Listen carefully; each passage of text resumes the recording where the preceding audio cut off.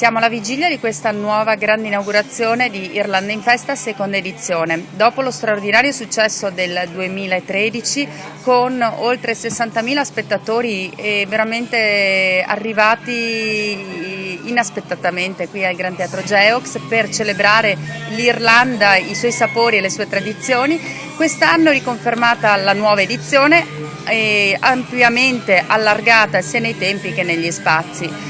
Si tratta della più grande celebrazione irlandese fatta in Italia e lo straordinario successo dell'anno scorso ci ha fatto capire che è uno dei segmenti più attesi da parte del pubblico.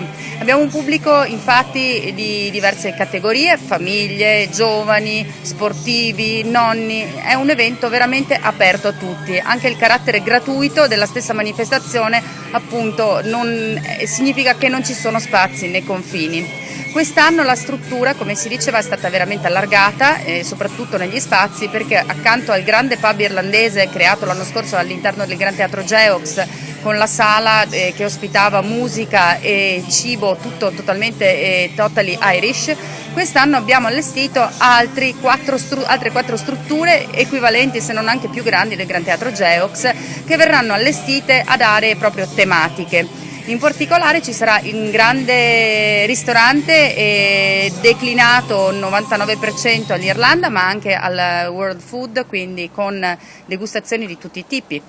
Per continuare poi un'area ludica in cui ci saranno giochi per bambini ma anche per adulti, quindi tornei di freccette, e per i bambini quest'anno un grandissimo spazio con trucca bambini, racconta storie, veramente un'area dedicata solo ed esclusivamente ai bambini, sempre in stile irlandese.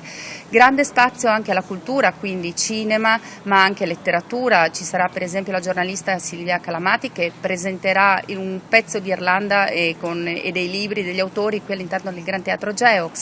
Ma ovviamente grande divertimento, torneo delle 6 nazioni la cui proiezione sarà anche qui al Gran Teatro Geox, quindi un richiamo per tutti gli sportivi. E poi novità di quest'anno anche un grandissimo Luna Park stile British proprio all'esterno del Gran Teatro Geox per tutto questo pubblico, di tutti i target e di tutte le età.